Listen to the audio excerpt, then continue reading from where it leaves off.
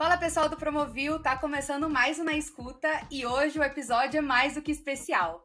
A gente tá com um convidado aqui para falar sobre o assunto dessa semana, o assunto do momento, que é o Lollapalooza Brasil, edição 2023, 10ª edição já do festival. E a gente tá aqui com o Leonardo Duarte, que é diretor comercial da Time for Fun, que vai bater um papo aqui com a gente para contar aí os detalhes sobre a relação do festival com as marcas e tudo mais.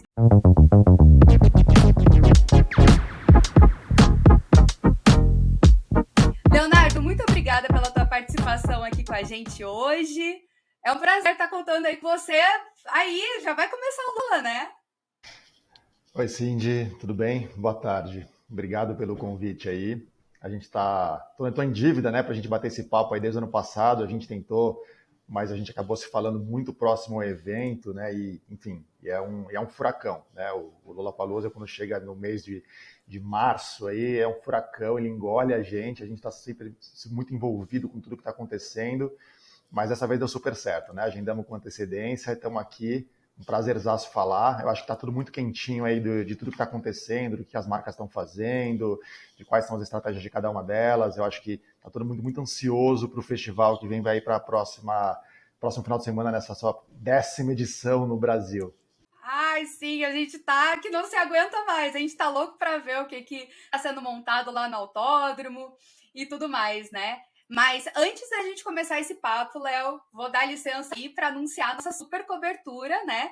Que o Promovil vai estar fazendo sobre as ativações das marcas. A gente vai estar mostrando tudo no detalhe lá no Instagram do Promovil e no TikTok também. Os nossos arrobas, @Promovil, em qualquer lugar você vai encontrar a gente. Nos acompanhe por lá. Eu vou estar andando aí por todas as ativações, mostrando para vocês os stories e vai ter vídeo curto sobre todas as marcas no festival também. Então não esquece, e as atualizações sempre no site do Promovil, a gente está postando tudo lá. Agora está rolando o Esquenta Lollapalooza Brasil e nos dias do festival, é claro, vocês podem contar com as melhores informações por lá, beleza? Então, Léo, bora começar o nosso papo. Bora! Então, vamos começar do começo, falando sobre a história e um pouquinho dessa trajetória, né? Não é um festival que começou agora, né? A 10ª edição do Lollapalooza Brasil. Então, eu queria que você contasse um pouco sobre essa trajetória aí do festival, dele aqui em São Paulo, né? Sendo realizado em São Paulo, e como as marcas têm enxergado esse festival como um ponto assim importante para o relacionamento com os participantes, né? Como que elas têm feito isso? Consegue contar pra gente? Não, legal. Eu tive o prazer, né, e a oportunidade de estar presente em quase todas as edições do Lollapalooza no Brasil, né? Ele é um festival que ele é global, para quem não sabe, então ele tem uma chancela internacional por trás, ele acontece em vários países. Então a gente hoje no Brasil tem a licença de uso de marca, né, em parceria com a marca Lollapalooza. Quando ele chegou em São Paulo, ele acontecia no Jockey, né? Não era a Time for Fun que realizava, era na época uma empresa extinta que chamava Gel Eventos, fez as duas primeiras edições. Enfim, tiveram os problemas deles, acabaram optando por sair do projeto e a Time for Fun, naquele momento, achou oportuno abraçar o festival, que até então era um festival que não tinha um awareness tão monstruoso como tem hoje no Brasil, né? Era um festival que já ia muito bem ali no Jockey, colocava lá as suas 50, em média, 50, 60 mil pessoas, se não me engano, por dia, mas a gente achou que fosse importante reformular bastante o projeto, né? Do ponto de vista de negócio, do ponto de vista para sanar questões técnicas. Então teve um trabalho muito importante feito dentro do festival, que foi reposicionar o evento em São Paulo. Um evento que, a princípio, ele tinha como posicionamento um público A, né? Acontecendo ali no lugar mais premium de São Paulo, né? Do lado da Cidade Jardim, no Jockey.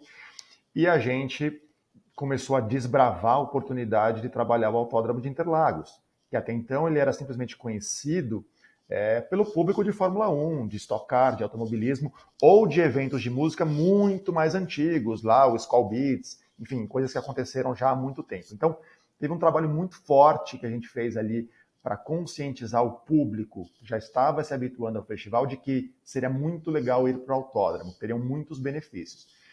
Resumindo, deu super certo, né, essa jornada aí de 8 edições na gestão da Time for Fun fez com que o evento ele tivesse alcançado essa magnitude, né? Hoje é um evento que ele tem uma capacidade máxima de 105 mil pessoas por dia. Então, estou falando de 3 dias de festival com potencial de 315 mil pessoas. É muito grande, né? Ele tem um número de marcas muito grande envolvidas, né? Então, hoje, se não me falha a memória, eu tenho 19 marcas envolvidas de diferentes tamanhos dentro do festival. Isso vem variando aí nos últimos 2 anos, né? De 18 a 23 marcas. Depende muito do tamanho das marcas, dos espaços que eu tenho ali, de qual a ideia que as marcas querem trazer para se associar ao evento. Mas ele está o que a gente chama de clímax, né? De maturidade do evento. Ele é um evento que vende muito bem numa pré-venda já cega, sem saber o line-up. Ele já tem uma legião de Lola Lovers, né, que a gente chama, que é o público jovem ali, que ele ama a marca, ele sofre com o FOMO e ele vai de qualquer forma, independente do artista que vai tocar. Eu acho que isso é um efeito que indica, de fato, maturidade de marca. Você não ter a dependência necessariamente de um grande headliner para ter um evento bem sucedido num festival, ele indica que o seu evento ele é muito maduro, né? Então, temos relações aí com N marcas que já passaram pelo evento, várias estão há muitos e muitos anos, exemplo, Chevrolet. A Chevrolet, ela está comigo há 8 anos dentro do festival, por exemplo, né? A Ambev também. Então, a gente pode falar um pouquinho de cada uma delas, de como a gente trata a estratégia de relação de longo prazo dentro dos projetos, mas enfim, é um projeto super bem sucedido, né? Acontece agora no próximo sexta, sábado e domingo no Autódromo de Interlagos. Enfim, está super bem vendido, não só em patrocínio como em ingresso. E espero que todos que estejam ouvindo estejam lá para poder entender do que estamos falando aqui em termos de experiência de marca, né? Exatamente. E ao longo dessa história aí, eu imagino que tenha mudado muito também a forma como as marcas aparecem no festival, né? Porque 10 anos atrás, enfim, 8 edições atrás, o conceito de experiência de marca era diferente, se apostava muito na parte mais promocional, DTL ali, né? Como é que era o começo, assim, do Lola? A forma como as marcas apareciam e faziam essa conexão com o público? Mudou muito, mas não mudou 100%, tá? E aí, vamos falar verdades aqui, né? Eu acho que hoje, quando você olha para o mercado brasileiro, né, ou da América do Sul versus um mercado mais maduro, como Europa ou Estados Unidos, a forma de ativação de marca ela ainda é muito diferente, tá? Recentemente eu fui para o Lollapalooza com alguns clientes, né, que são super experientes em brand experience e ativam vários eventos aqui, e eles puderam vivenciar a experiência de um Lollapalooza em Chicago, por exemplo. É impressionante a cara deles olhando, mas tudo que a gente faz lá não tem aqui, né? A forma como você expõe a marca, ela é muito mais minimalista, né? Por que eu estou falando isso? Porque quando você tem uma marca global na mão, você não tem o poder de decisão do sim e do não o tempo inteiro. Você tem sócios envolvidos, você tem conceito envolvido. Então, a tropicalização da marca, ela foi algo que foi acontecendo ao longo de todos esses anos, né? Um festival nos Estados Unidos, como a gente conhece, um Coachella, um Lollapalooza, um Bonnaroo, né, e outras grandes marcas de festivais, eles têm ativações muito low profile, né? O mercado de ativação ele é muito mais focado no serviço, na experiência e muito menos no formato mercado publicitário, tá? Então, esse foi um dos desafios que eu e, enfim, todo mundo aqui na T4F tivemos ao longo dos anos para tentar trazer um pouco, dar um match, né, com as marcas de como poder ativar dentro de do evento que tem um mindset americano, né? Por quê? Quando você olhava para o mercado brasileiro há 10 anos atrás, você já tinha festivais acontecendo, mas você não tinha toda essa cultura de festivais, né? Essa coisa, a gente teve um boom aí nos últimos 10 anos. Sim, você tinha o Rock in Rio, que é um festival gigantesco, magnífico, super bem produzido. Só que o Rock in Rio, ele é justamente o modelo bem-sucedido de festival no Brasil e o oposto do que é feito nos Estados Unidos. Porque ele é um festival que, na minha humilde percepção, Léo, ele é um festival que ele é muito pensado na exposição publicitária para a televisão. Obviamente que eles foram se adaptando e o mercado de brand experience ele foi crescendo, e isso hoje acredito que seja foco 100% deles, eles fazem um excelente trabalho, não tem um A para falar deles. Mas a comparação que existia dentro do mercado quando vinha um novo festival grande, que foi o caso do Lola, eu quero fazer exatamente o que as marcas fazem no Rock in Rio. Então, foi muito desafiador em termos de tamanho de ativação, né? Já era um festival consagrado, nós não éramos ainda aqui, então foi muito desafiador. Mas foi algo que a gente foi construindo ao longo dos anos. Eu acho que sim, mudou um pouco do perfil das ativações, então a questão das promoções, elas continuam, só que cada vez menos você tem sampling, cada vez menos, apesar do brasileiro gostar muito do brinde, a gente tenta trazer uma adequação à mentalidade atual, onde você não pode gerar resíduo, você não pode gerar lixo, às vezes você atrapalha as filas, então o brinde tem que ser algo funcional, não adianta ser marca por marca, não adianta você ter o LED exposto ali piscando, porque o artista muitas vezes pede para que você apague. Então, eu tenho N variáveis dentro de um evento onde eu não sou o único controlador. Eu, produção e as marcas somos coadjuvantes que estamos agregando dentro daquele ambiente a experiência para o público. Quem manda ali é o artista.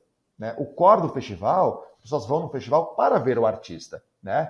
Nós usamos esse evento como plataforma para criar experiências, para criar conexões verdadeiras com o consumidor, né? Para dar a melhor experiência possível, né? Para criar marcas, para lançar produtos. Mas a gente sempre tem que ter na cabeça que o público está ali por um único motivo, que é ver a banda dele, ou conhecer bandas novas.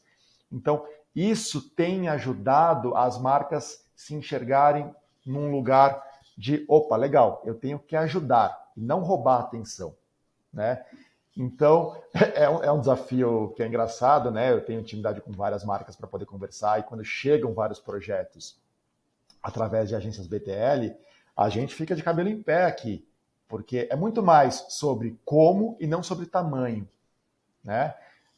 E eu posso trazer N exemplos de ativações interessantes que já foram feitas, que tiveram um recall de marca absurdo. Eu sempre dou um exemplo, enfim, eu sempre dou um exemplo dentro do Lola, e aí peço licença para o Bradesco para poder falar em nome dele, porque a ativação da Water Station, que é a água gratuita dentro do festival. Qual que é a história dessa ativação? Hoje, quase todos os festivais fora do Brasil, ele já tem água gratuita. Ela não é ostensivo, são bebedouros espalhados para você ter de forma o incentivo do consumo responsável, mas você tem água gratuita. E o público de festival, o consumidor de festival, e aqueles que têm um pouco mais de privilégio, que podem viajar dentro desse mercado fora do Brasil, eles já estão adaptados a essa experiência. Então, sempre foi muito cobrado que no Brasil, um festival do porte do Lola tivesse a experiência da água gratuita, porque ele é um serviço muito importante. Né? Por N motivos, por consumo responsável, por questões de valor de aquisição de um produto, né? Então sempre foi muito bem visto. Quando a gente estava conversando com o Bradesco, eu falei, pô, o que a gente pode fazer de ativação tailor-made para o Bradesco que agregue experiência? A gente quer fugir das ativações por ativações. Né? Então, foi um trabalho colaborativo entre as duas partes, entre o Bradesco e a T4F, em falar, putz, legal, o que o público quer? O que o público pede? Enfim, chegamos na ideia da água, mas o que tem a ver a água com o Bradesco, né? Segmento financeiro? Não tem nada a ver. Só que não se trata de você abrir uma agência bancária e abrir novas contas só dentro do festival. Estamos falando de experiência. É não ser geral, né? Exatamente. É como aquela marca se relaciona com o consumidor dentro do ambiente de paixão dele. Né? Então, a água, ele sanou uma das dores do público.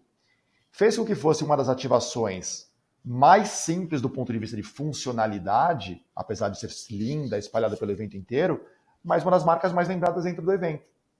Então, num momento ali, onde aquelas milhões de fintechs estavam explodindo, as queridinhas do jovem estavam ali, né, e o mercado de banco super concorrido, o Bradesco, que é uma das marcas mais tradicionais do mercado, conseguiu, através do festival, que tem um público majoritariamente jovem, se aproximar desse público. Não só abrindo a conta, não só oferecendo o benefício, né? Mas estando ali, ajudando ele na experiência do festival. Então, eu sempre tento trazer esse exemplo de uma marca que não tem nada a ver com o core da ativação, porque é o que o público pede. em pesquisa é o que o público pede, lá fora é o que as marcas oferecem e é o que a gente vê que dá certo. Então, assim, o público não vai lembrar do seu logo piscando, ele vai lembrar de como você ajudou ele dentro da experiência ou como você agregou, de alguma forma, a jornada dele dentro do evento. Né? Então, eu acho que isso eu estou exemplificando a forma como as ativações vêm mudando ao longo dos anos, tá? No caso, é como se vocês criassem todo um ecossistema propício para conexões completamente diferentes, né? Porque, por exemplo, quantas histórias não foram geradas por conta do squeeze da Bradesco, que não foram, assim, literais, como você falou, de uma agência e tal, mas acabou contribuindo muito para a experiência, né, da pessoa. Então, é um ambiente em que tudo isso pode ser criado e produzido, né? Muito, sim. E, assim, e às vezes as marcas vêm falar comigo, né, e tem marcas que são muito experientes, tem marcas que são menos experientes, né? Menos experientes.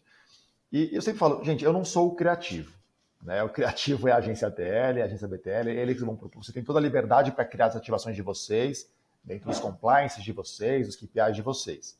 Eu tenho dados do meu consumidor que mostra o que eles não gostam, o que eles gostam, o que é tendência e o que não é tendência. Então, se a gente conseguir sentar todo mundo na mesma sala e desenhar algo que seja interessante e que, se possivelmente, fale dentro da linguagem do festival, perfeito. Porque a ideia aqui, e aí não estou falando só de Lollapalooza, qualquer evento, qualquer festival, a ideia é que as marcas, cada vez mais, possam passar camufladas, e quando eu falo camufladas, não é apagadas dentro do evento, é integradas. As marcas têm que estar integradas com o festival, integradas com o público, integradas com a comunicação.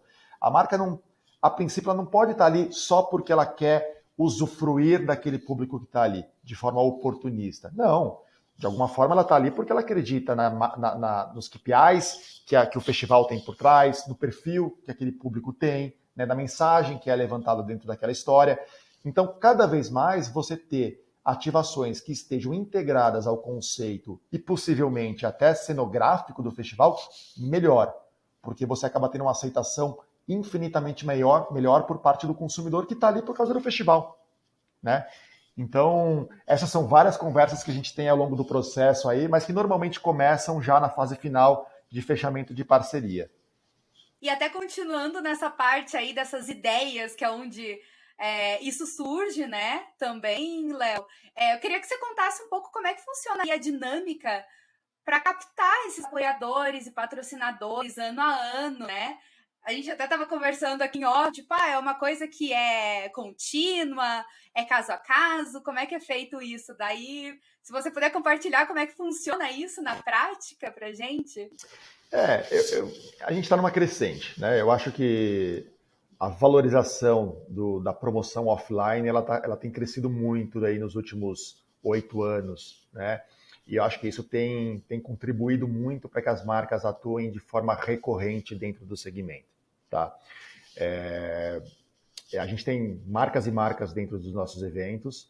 Algumas, elas são marcas que entram como oportunidade, e aí costumam ter uma antecedência menor de negociação para entrar em alguma oportunidade.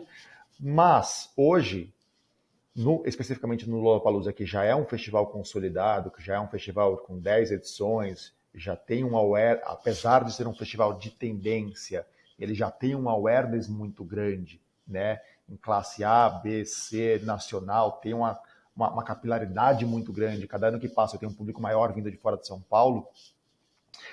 A gente consegue ter marcas que atuam dentro do pilar de forma constante, tá? Então, hoje, eu sempre tento priorizar, comercializar os principais assets, ou seja, as principais cotas de patrocínio, né? Quando eu falo cotas de tamanho de parceria, que talvez tenha algum asset físico do festival que vai ficar colado com a marca dela, sempre com contratos mais de longo prazo. Porque, basicamente, estamos falando de um naming right. Não se vende naming right por um ano, né? Eu não tenho benefício e a marca não tem benefício. Então, por exemplo, hoje no Lola, especificamente na edição de 23, eu tenho como principais assets os palcos, né? Então, são todos contratos de longo prazo. Então, a Chevrolet, como eu falei, ela está no Lollapalooza já há 8 anos. a Ambev com a marca, antigamente com a marca Skol, hoje com a marca Bud, mas no total já está há 8 anos dentro do festival.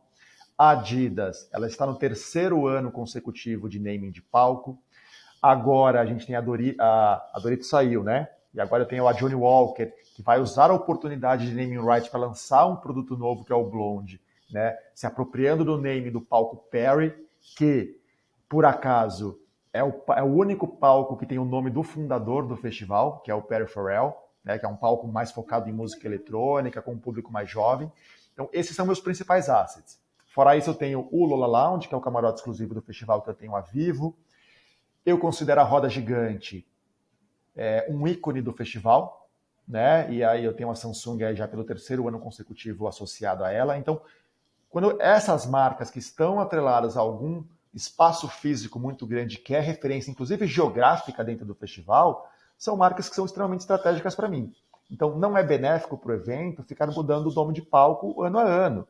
Até porque o público ele usa como referência. Vamos ali assistir show no palco Chevrolet, vamos assistir no palco Adidas. Então, virou referência geográfica do festival, né? Criou-se essa clusterização de perfil de artistas que tocam em cada um deles. Então, eu sempre tento proporcionar contratos de longo prazo, porque eu acho que eles ajudam muito na construção da experiência. Você ativar um festival como esse não é uma tarefa simples, ela tem que ser vista como uma tarefa de médio prazo, né? Tem que ser uma ação estratégica. Eu acho que o one shot, você entrar gigante dentro de um evento como esse e não fazer mais nada dentro do território de festivais de música, eu acho um baita de um desperdício, né? Então, hoje, acho que 50% ou 60% das marcas são contratos de pelo menos 2 anos ou mais dentro do festival, tá? E daí também tem a questão das outras marcas, né, para analisar a questão estratégica delas, né, em que momento da comunicação que elas estão, para trazer o assunto Lollapalooza. O Lola sempre... Como é que funciona? Tem, enfim, Ou elas de todas as formas, né? vocês? Eu acho que, à medida que a maturidade do evento foi sendo atingida, cada vez mais a gente é procurado pelas marcas, né?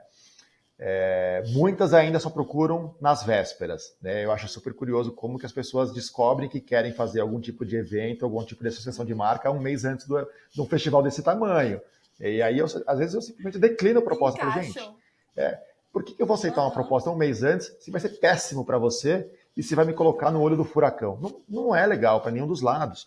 Então, a gente sempre vê... Para essas marcas que não têm contratos de longo prazo, que normalmente são marcas que têm cotas menores, não necessariamente, mas podem ser cotas menores, a gente começa a comercialização já no dia do evento. Ou seja, dentro do Lollapalooza, eu já estou conversando com as marcas que tenham interesse ou que mostraram interesse 3 anos atrás, ou que 2 anos atrás, ou, enfim, que falaram um pouco da estratégia, já para a próxima edição, tá?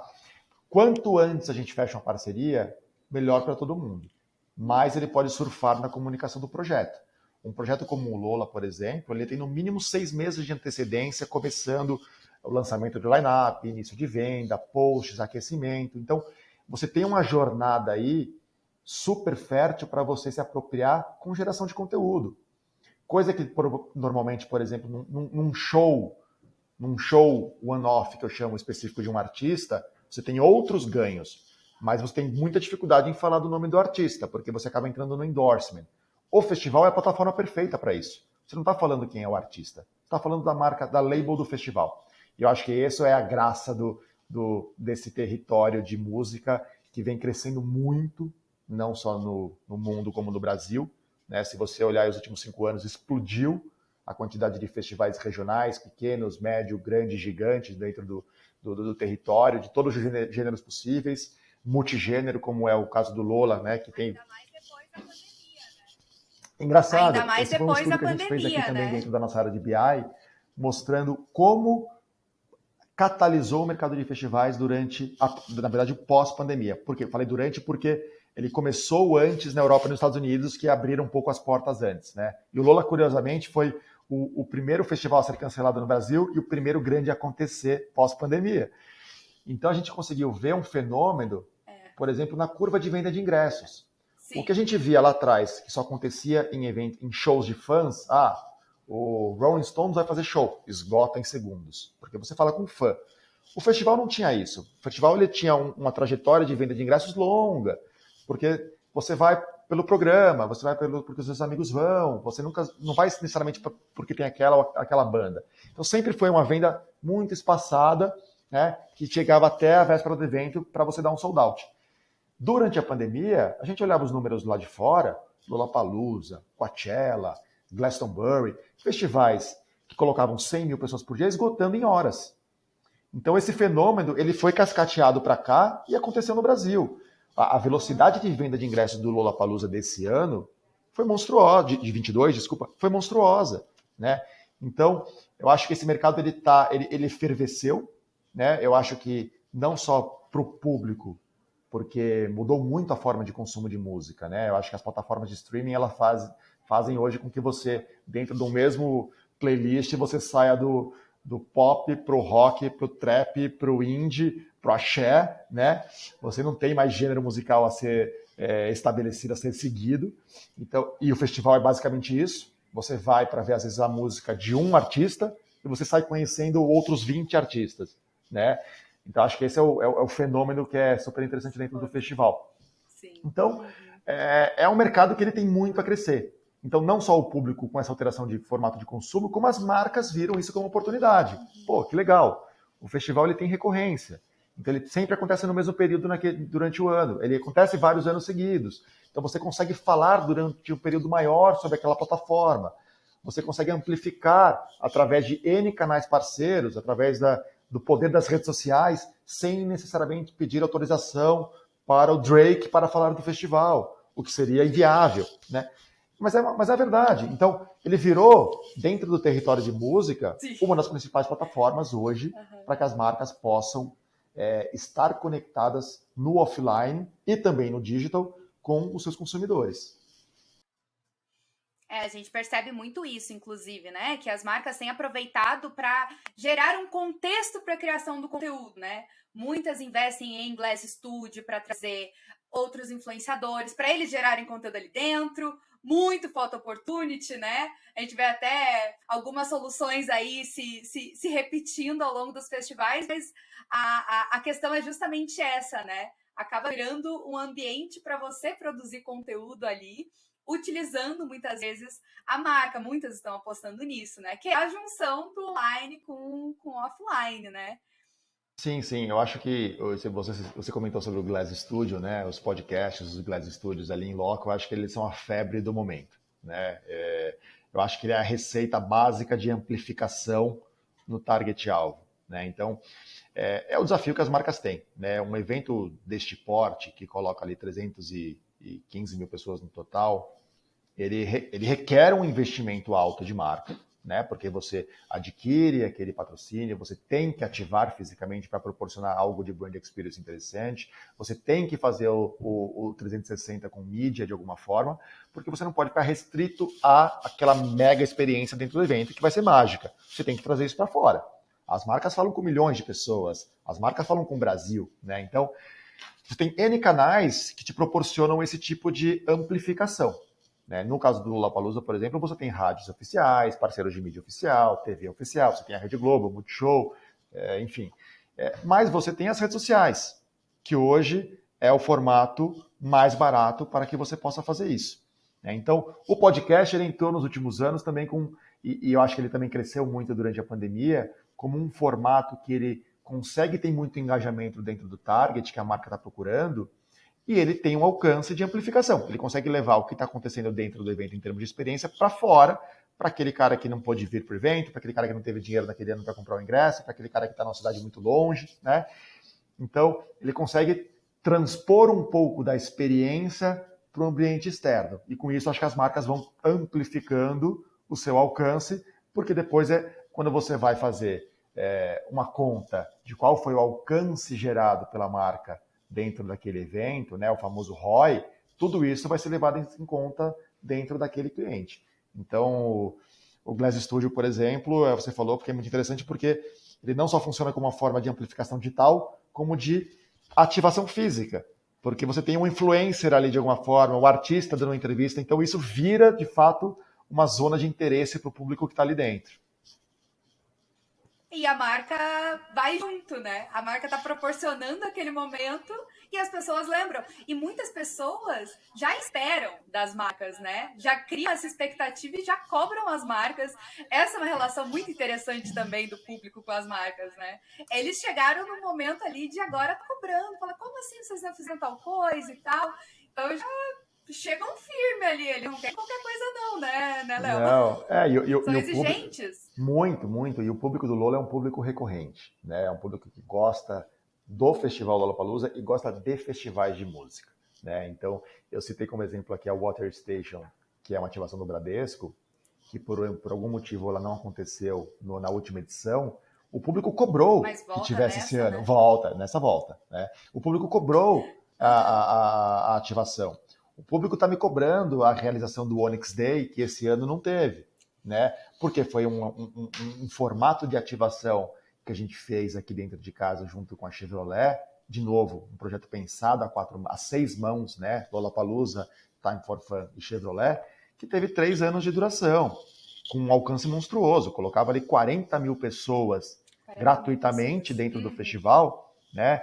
Sendo ingressos promocionados, convidados, stakeholders, né? Clientes fidelizados Chevrolet, né? Então, é uma ativação mágica que, para o mercado automotivo, por exemplo, não vejo nenhum outro evento que tenha conseguido fazer nada que chegasse aos pés dessa percepção de valor de ser um cliente final, né? Porque, de novo, você tem vários segmentos aí que tem um desafio enorme de se conectar com o jovem. Sei que financeiro é um, automotivo é outro, né? Você tem cada vez mais essas marcas têm que falar a língua dessas pessoas. E de novo, e não é só vendendo, é trazendo experiências, trazendo ideias, sanando problemas, né? Estando no dia a dia delas de forma positiva. E eu acho que esse é o papel das agências de BTL quando elas vão propor algum tipo de experiência de marca que de fato deixe caracterizado o que aquela marca patrocinadora do festival quer falar com o público que está ali, né? Exatamente. E falando também sobre essa questão dos festivais, Léo, que você comentou aí desse fenômeno novo, né? Acho que a gente pode comentar também sobre essa questão do boom dos festivais, de fato. E as marcas estão cada vez mais sendo atraídas por essa estratégia, né, aparecer no festival, até para estabelecer uma régua de relacionamento com o público de forma mais contínua, né? Você comentou, aparecer uma vez de uma forma estrondosa no festival e sumir. Isso não faz mais sentido, até pela exigência do nosso público, né? Que a gente não está falando com qualquer público também. Então, vocês aí na T4F também estão com uma carteira grande aí de projetos de outros festivais, né? Imagino que muitas marcas sejam do Lola e também se relacionem com outros, né? Dependendo do line-up. Enfim, queria que você comentasse aí um pouco sobre como que funciona essa parte dos bastidores, o que vocês conversam a respeito desse fenômeno, né? Bom, trazendo isso que a gente falou sobre o boom, né, do festival, sobre a mudança do perfil de consumo de música do público jovem, né? A Time for Funk sempre teve como parte do seu core business música, né? Sempre trouxe, foi sempre protagonista, trazendo grandes shows de estádio, né? Ela hoje se fortalece como tendo um dos principais braços composto por festivais, né? Então, a ideia aqui é que a gente sempre esteja conectado com o que é tendência, com o que o público quer, com o que as marcas querem. E o meu papel é traduzir o que as marcas querem aqui dentro. Então, é ouvir o que as marcas querem, quais os desejos em termos de conexão, quais são as dores, quais são as dificuldades, para quando você fala de território, de ativação offline, né? E fez com que hoje a gente abraçou um desafio que é, bom, legal, vamos olhar para o calendário do ano e vamos trazer N oportunidades para que essas marcas que queiram de fato explorar estrategicamente esse território de música nos festivais possam atuar. A gente acredita que a recorrência, né, a geração de conteúdo, a relevância dos conteúdos, o que você falou, né, de relacionamento não só com o consumidor, como o mercado B2B, a conexão no offline, ela é muito importante. Então, você ficar restrito simplesmente a um grande evento, ela não é suficiente. né? Você não consegue pulverizar toda essa sua comunicação ao longo do ano. Você vai perdendo engajamento ao longo do ano. Então, obviamente que muitas marcas têm um cobertor curto, elas não podem fazer tudo. Mas o que a gente tem conversado é cada vez mais, às vezes é muito mais interessante, ao invés de você entrar grande aqui, você entrar médio e entrar pequeno nos outros, ou entrar pequeno em tudo. Óbvio, depende de cada estratégia de marca, né? Depende do apetite financeiro de cada marca.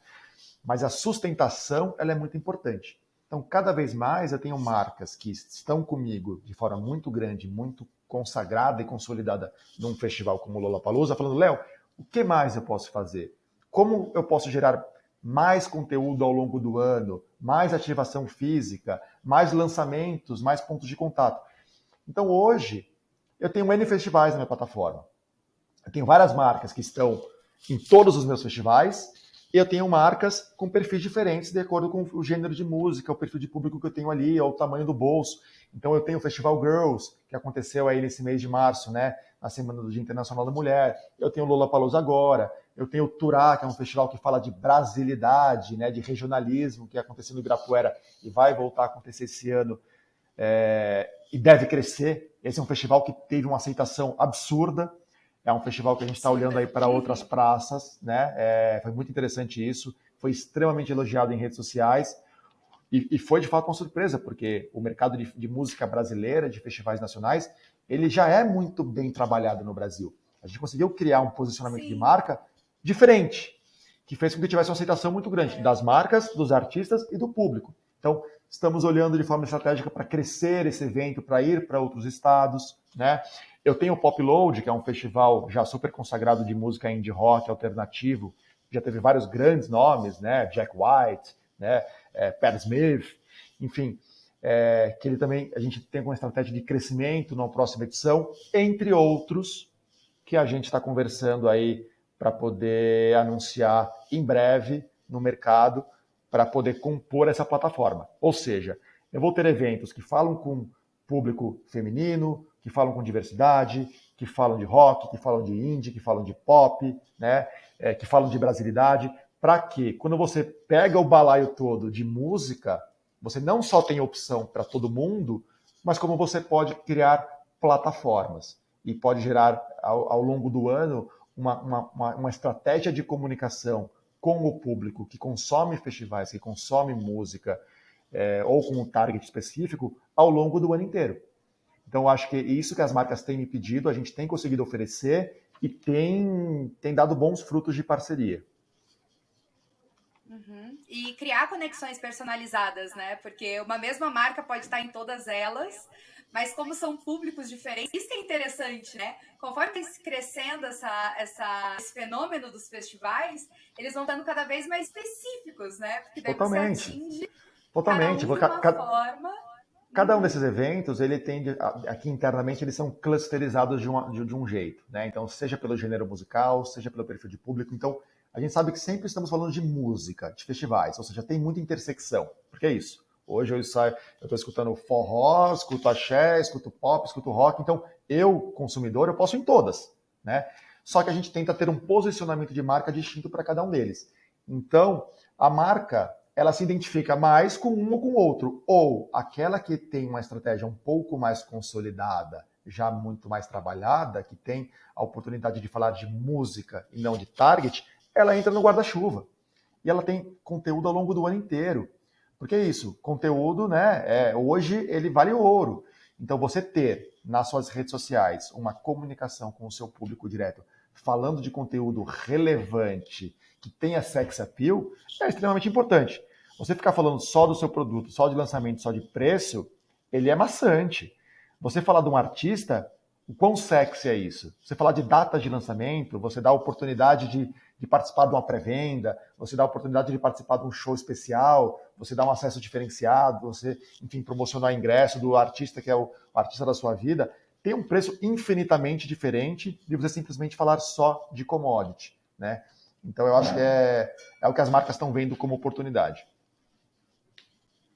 A conexão dentro de contextos diferenciados, né? E personalizar essa forma de se relacionar, né? De acordo com cada uma delas. Cindy, Muito assim, legal, muito legal. a conexão que é gerada dentro de um evento entre o consumidor e a marca, eu acho que não existe nada maior. Eu já vi consumidor fazendo tatuagem da Chevrolet dentro do Lollapalooza. Aí você vai falar, Léo, mas é um revendedor, é um funcionário de longa data? Não, consumidor. Ele fez a Não. tatuagem do Chevrolet, porque ele estava naquele momento, talvez ele tivesse emocionado, mas ele gosta muito da marca, e o cara fez a tatuagem do Chevrolet. Como tem vários cases de marca de Harley Davidson, por exemplo. Então, isso para mim, ele traduz o tamanho do potencial que existe na conexão do consumidor em eventos como esse. Algo que, eu acredito vai ser muito difícil de conseguir simplesmente através de uma campanha de marca na televisão. Você pode até arrepiar o braço, mas você não vai sair de casa Ou na correndo. rua, Você não né? vai sair de casa correndo para fazer uma tatuagem da marca. Né? Sim, qual é o motivo? Por que eu vou fazer isso, né? Mas é justamente aquilo mexe tanto com ele que ele tá ali no meio e fala, vou fazer mesmo. Eu mesma, minha primeira tatuagem foi numa ativação da Jeep. Olha, não foi da Jeep, não é uma tatuagem da Jeep, é só um raminho. eu não Mas dei, eu nunca quis. eu não Eu dei esse tava. exemplo de propósito, eu não sabia, hein? Pois é, que coincidência. Mas é justamente, né, uma experiência que tá marcada na minha pele, assim, não esqueci. Então é muito doido. E são coisas que eu imagino que na teoria são inimagináveis. Você pensa assim, não, quem é que vai fazer uma tatuagem? Será que gostam tanto assim da marca? Gente, no contexto certo, com a narrativa certa, ali, Exato, com jeito, exato. funciona. Eu acho Né? que o Eu clichê da acho que é o experiência. ápice. Eu acho que a tatuagem é o ápice disso, né? Exato. Eu acho que o clichê da experiência memorável, ela funciona muito dentro de um festival, né? Então você participar ter uma interatividade ali com a marca que te interessa, de uma forma legítima, num ambiente onde você esteja com os nervos à flor da pele, do ponto de vista positivo, emocionado, eu acho que isso, enfim, tem N pesquisas que mostram o quanto o consumidor ele tem uma relação melhor com as marcas que participam desses momentos da vida dele.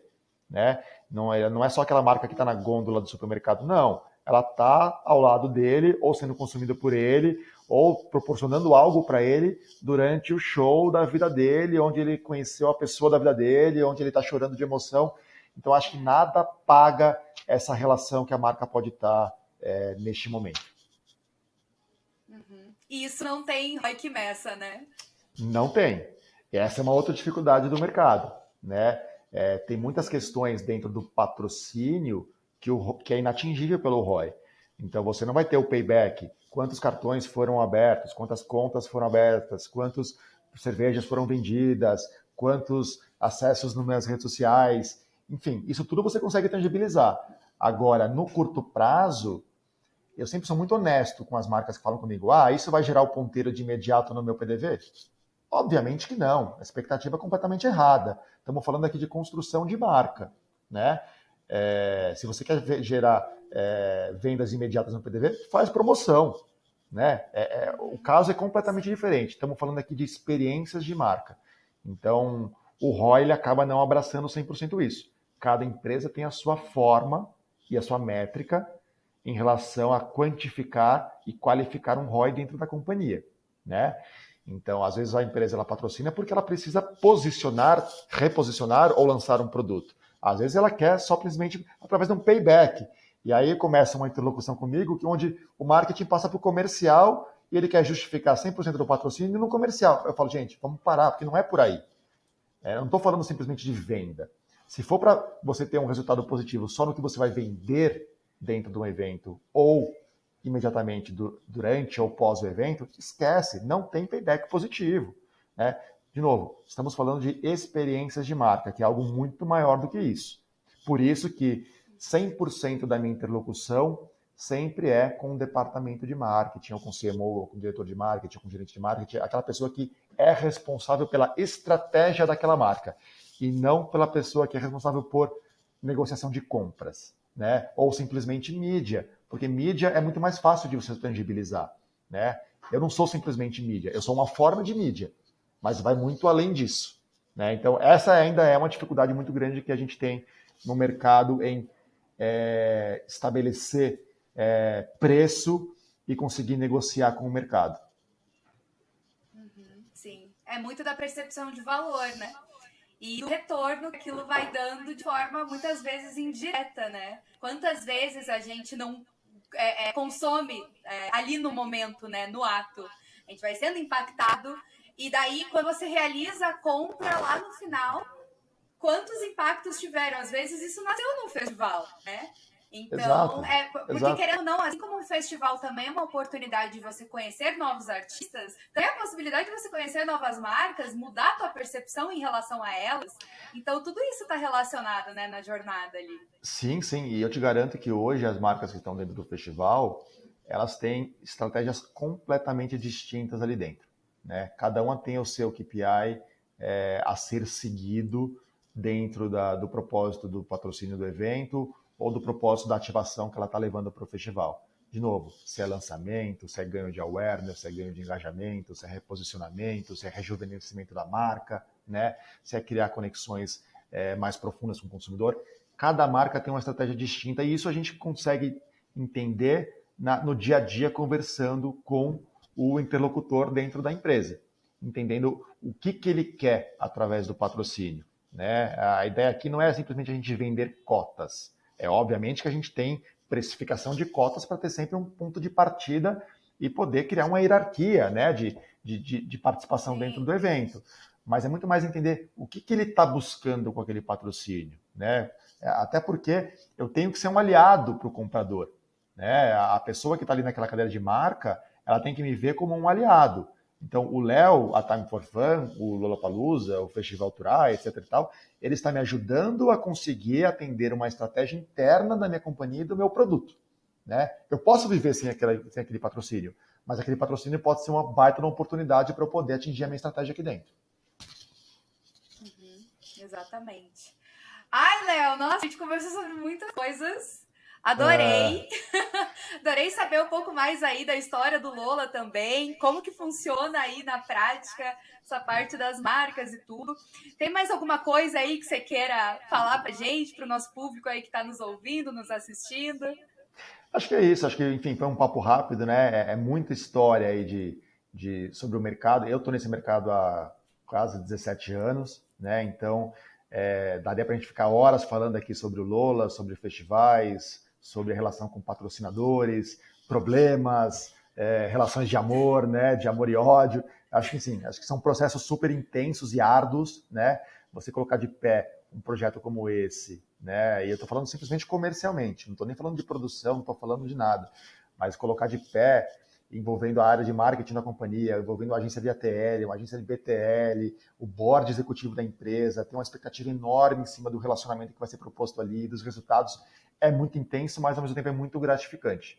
Tanto que a gente consegue ver que o índice de renovações de patrocínios como esses, acho que ele traduz o efeito positivo que isso tem nas marcas. Né? Eu acho que cada vez mais você tem uma briga dentro de cada um dos segmentos, né, das empresas, tentando se apropriar de um território ou de um asset importante como esse. Então, a marca que faz de forma consciente, que ativa de forma responsável e que obtém resultados, dificilmente ela sai no curto prazo. Né? Então, eu acho que isso também é super gratificante, porque são relações de longo prazo que a gente tem com as marcas, onde cada ano que passa, ela vem com uma novidade, uma estratégia diferente, e a coisa vai tendo que evoluir e se adequar, não só dentro do festival, como na relação com as marcas. Então, isso é muito legal dentro desse trabalho. Ela já conta que vai estar no Lola, né? Agora, o Exato, que ela exato. vai trazer?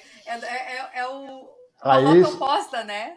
aí tem que estar lá para poder vivenciar a experiência ou acompanhar nos portais, nos Glass Studios, no portal da Cindy, né, do Promovil, para poder entender não só o que a gente faz para o B2C, mas o que é proposto também para o B2B, até como benchmark. Exatamente. Muito obrigada, viu, Léo, por participar aí desse nosso episódio super especial, nosso convidado especial aí. Quem tiver no Lola, aproveite muito, vai ver aí tudo que a gente conversou na prática, né? O resultado de tudo isso que a gente conversou. E não perca a nossa cobertura especial também, que a gente vai mostrando tudo para vocês nas redes sociais também no site, beleza? Obrigada demais, viu, Léo? Obrigado. E sucesso aí com tudo que vai acontecer nos próximos dias também. Obrigado a você, Cindy. Quem puder, não deixe de participar da experiência, porque o Lola, de fato, ele é um festival muito, muito legal, com muitas experiências interessantes de marcas. Você tem mais de 19 marcas presentes dentro do evento, né, de todos os segmentos possíveis. E além dos shows, que eu acho que é o concurso aqui, e todo mundo quer assistir. Então, bom show a todos. Ótimo show a todos, ótima experiência completa de Lollapalooza Brasil aí 2023 para todo mundo. Valeu, pessoal. Vejo vocês na próxima semana. Tchau, tchau.